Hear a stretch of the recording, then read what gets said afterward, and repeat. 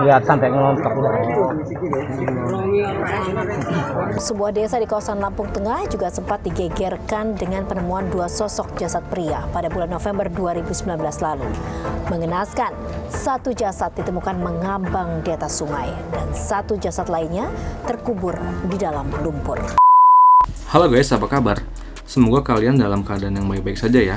Seperti biasa kali ini kita akan ngebahas lagi nih kisah-kisah yang menarik untuk dibahas. Kali ini kita akan bahas sebuah kisah kasus yang datang dari daerah Lampung, di mana terjadi sebuah kasus penghilangan nyawa yang membuat gempar warga sekitar lokasi kejadian. Korbannya 2 orang, merupakan warga yang berprofesi sebagai belantik sapi atau maklar sapi. Kehidupan sebagai belantik sapi tak lepas dari kegiatan jual beli sapi atau hewan berkaki 4, seperti sapi, kambing, atau domba.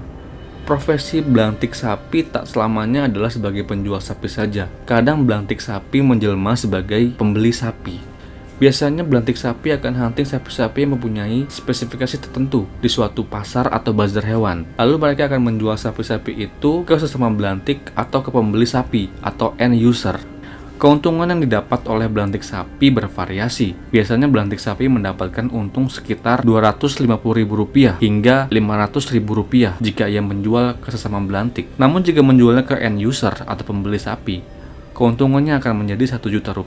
Menjadi seorang belantik sapi selain harus lihai menggunakan teknik negosiasi, belantik juga dituntut untuk mengetahui spesifikasi sapi secara mendetail. Karena tidak hanya berat sapi saja, tetapi kondisi kesehatan, bentuk tubuh, dan indukan sapi juga akan sangat berpengaruh pada harga saat dijual. Nur Sodik 35 tahun dan Sukirno 38 tahun. Keduanya adalah belantik sapi yang merupakan warga Raman Utara Lampung Timur yang sudah menggeluti dunia jual beli sapi bertahun-tahun lamanya, sehingga namanya cukup terkenal di antara pedagang sapi maupun pencari sapi. Sudah tak terhitung jumlah sapi yang berhasil mereka jual di daerahnya.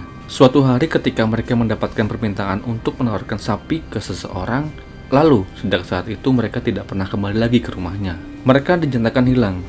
Warga menemukan sosok jasad pria terkubur di sebuah rawa pinggir sungai. Jasad itu dipastikan adalah Sukirno. Lalu besok harinya satu sosok lain ditemukan. Jasad kedua merupakan Nur Sodik. Lalu apa yang sebenarnya terjadi kepada 2 orang ini? Siapa yang tega melakukan semua ini?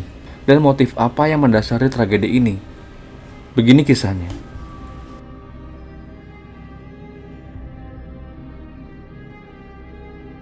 Mulyadi 33 tahun warga kampung Bumi Rahayu, Kecamatan Ratu Nuban, Lampung Tengah, dan Nur Sodik merupakan kawan lama. Dunia yang digeluti masing-masing orang ini sudah membranding nama mereka sebagai belantik sapi atau calok sapi, khususnya di Provinsi Lampung.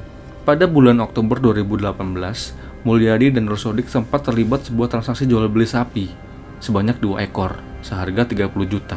Saat itu Nur Sodik hanya membayarnya sebesar Rp25 juta saja. Tersisa Rp5 juta yang kemudian akan menjadi hutang. Kekurangan tersebut yang Mulyadi ditagihkan ke Nur Sodik tidak selalu membuahkan hasil alias gagal terus. Nur Sodik nampaknya tak serius ingin melunasi hutang Mulyadi. Berbagai cara telah dilakukan Mulyadi untuk mendapatkan haknya itu. Hingga pada pertengahan bulan Oktober 2019, Mulyadi mendatangi rumah Nur Sodik dalam rangka menagih hutangnya lagi. Hasilnya sudah tahu kan? Mulyadi pulang dengan tangan hampa. Sepulang dari rumah Nur Sodik, mampirlah Mulyadi ke pasar untuk membeli racun tikus sebanyak 4 bungkus. Yang lalu ia masukkan racun-racun itu ke dalam toples. Hari itu tanggal 31 Oktober 2019, sebuah panggilan telepon masuk. Sebuah panggilan yang membuat muka Nur Sodik tiba-tiba sumringah. Kala itu ia mendapatkan sebuah panggilan telepon dari Mulyadi. Dan kala itu Mulyadi mengungkapkan bahwa ada pembeli sapi yang ingin membeli sapinya sebanyak 3 ekor, seharga 60 juta. Sebagai sesama belantik atau calok sapi, saling membeli sapi antara satu belantik dengan yang lainnya sudah merupakan hal yang biasa. Dalam percakapannya di telepon, Mulyadi berniat melakukan transaksinya di rumahnya di Lampung Tengah, tepatnya di Bumi Rahayu.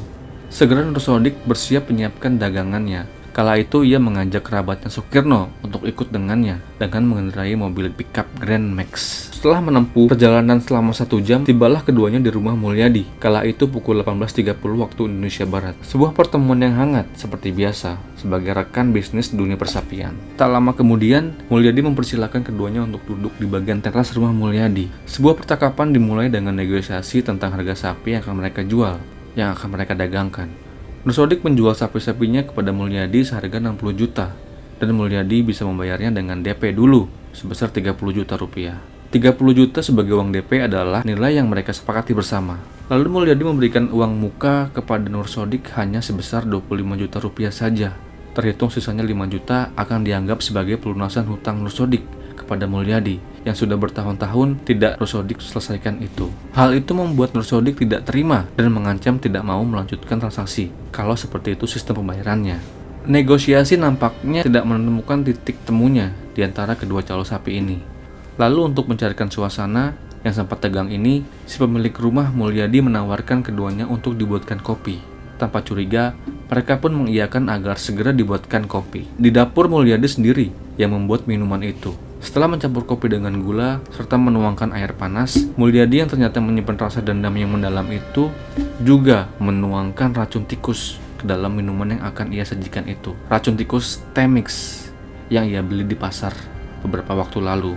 Dia membuat 3 gelas, 2 gelas berisi racun untuk kawan-kawannya, lalu 1 gelas yang tanpa racun untuk dirinya sendiri.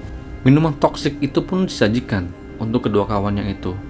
Mereka bertiga bersama-sama menyeruput nikmatnya kopi kala itu. Tak berselang lama, Nur Sodik dan Sukirno merasa ada yang aneh dengan badannya. Keduanya merasa pusing-pusing. Awalnya Nur Sodik merasa bahwa dia hanya mengalami masuk angin, dan Nur Sodik sempat meminta Mulyadi untuk mengerokinya. Lalu disuruhlah Nur Sodik masuk dalam rumahnya. Setelah selesai ngerokin Nur Sodik, Mulyadi pun keluar untuk melihat Sukirno. Saat itu Sukirno pun menuduh Mulyadi telah memberinya racun yang ia campurkan ke dalam kopi yang baru aja ia minum. Tuduhan itu pun ia iakan dengan berkata, "Iya, saya kasih racun ke dalam kopimu itu." Di saat itulah terjadi keributan antara Sukirno dan Mulyadi. Mulyadi yang sudah menyiapkan sebuah batang besi lalu mengambilnya dan memukulkannya berkali-kali ke kepala Sukirno hingga Sukirno roboh tak bergerak.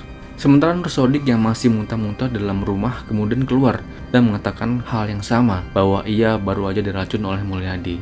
Sempat terjadi keributan antara Mulyadi dan Nur Sodik. Keributan itu berakhir ketika tubuh Nur Sodik tumbang ke tanah akibat pukulan besi yang mengenai punggung dan kepala Nur Sodik. Istri Mulyadi sempat melihat momen di mana Nur Sodik muntah-muntah, lemas dan tak berdaya itu, hanya bisa melihatnya dengan sedih dan takut. Saat itu sebelum kejadian, Mulyadi menyuruh istri dan anak-anaknya untuk masuk ke dalam kamar dan memerintahkan untuk tidak keluar dengan alasan apapun.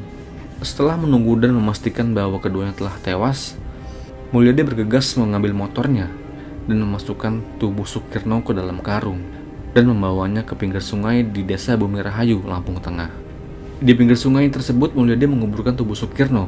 Ia memendamkan tubuh Sukirno ke dalam tanah rawa di pinggir sungai malam itu. Setelah selesai dengan mayat Sukirno, Mulyadi kembali ke rumahnya untuk kembali membawa jasad Nur Sodik ke sungai yang sama. Sesampai di lokasi, Mulyadi lalu mengaitkan jenazahnya di akar pohon di dalam aliran sungai. Mulyadi pun kembali pulang, mandi dan membuang pakaiannya untuk menghilangkan jejak. Setelah itu, ia pun menyuruh temannya untuk membawa sapi-sapi Nur Sodik ke daerah Oku, Sumatera Selatan. Malam itu Nur Sodik dan Sukirno menemui ajalnya di tangan Mulyadi. Ketidakpulangannya ke rumah membuat keluarga Nur Sodik pun mencoba berkali-kali menghubungi handphone Nur Sodik, tetapi tak ada jawaban atau tak aktif. Curiga lalu pihak keluarga yang sempat tahu kemana Nur Sodik pergi mendatangi rumah Mulyadi. Sampai di lokasi, pihak keluarga tidak menemukan Nur Sodik, Sukirno, serta malam itu Mulyadi pun tak ada di rumah. Karena kondisi ini cukup janggal, akhirnya pihak keluarga melaporkan hilangnya Nur Sodik dan Sukirno ke pihak kepolisian.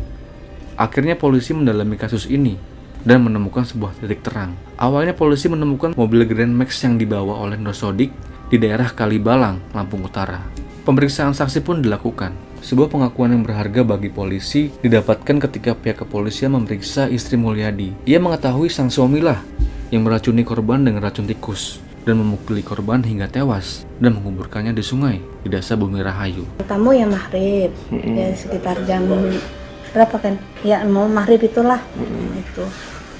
Terus masuk, tapi si anak sama aku dikurung, udah di kamar lah, nggak boleh keluar.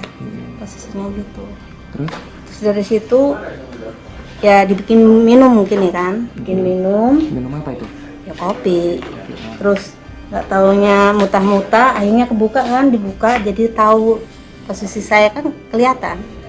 2 hari setelah kejadian, seorang warga yang biasa berkegiatan di sekitar sungai tempat di mana Mulyadi membenamkan tubuh para korbannya itu, secara tak sengaja tali pancingnya tersangkut di sebuah benda berbobot cukup besar. Betapa kagetnya warga tersebut. Awalnya warga tersebut mengira bahwa jasad itu merupakan korban tenggelam di sungai. Tapi setelah melaporkan kejadian ini ke pihak berwenang, akhirnya sebuah titik terang pun didapatkan. Tubuh Nur Sodik tersangkut di akar pohon di pinggir sungai dengan kondisi yang sangat menyedihkan. Terdapat beberapa luka lebam di wajah, leher, dan punggung. Jasad Sukirno ditemukan berjarak 100 meter dari lokasi penemuan jasad Nur Sodik. Jasadnya terbenam dalam lumpur pinggir sungai sedalam 1,5 meter. Dalam pelarian, Mulyadi yang saat itu bingung harus kemana, ia sempat melarikan diri ke Oku. Di Oku, Mulyadi sempat ingin menjual sapi-sapi milik korban. Namun karena gelagatnya diketahui oleh tim khusus anti bandit 308 Polres Lampung, Mulyadi pun kembali melarikan diri. Kali ini Mulyadi melarikan diri ke Pulau Bangka dengan bus Damri.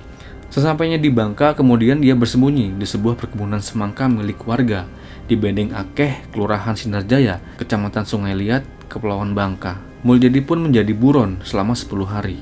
Proses penangkapan Mulyadi pun cukup dramatis. Mulyadi yang panik karena sadar akan hadirnya tim khusus anti bandit 308 secara mendadak, membuat Mulyadi pun berusaha untuk melarikan diri. Dan kaki Mulyadi dihadiahi timah panas oleh pihak polisi.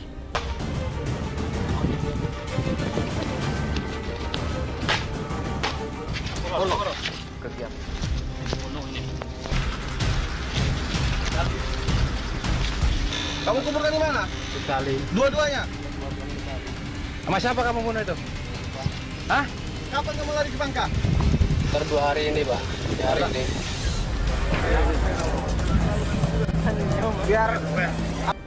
Mulyadi sang pembunuh harus siap dengan segala konsekuensi hukum yang di depan. Hukuman apa nih yang pantas untuk Mulyadi yang telah membunuh 2 temannya sesama maklar sapi ini? Komen ya. Oke, sampai di sini saja. Sampai jumpa di video selanjutnya. Bye.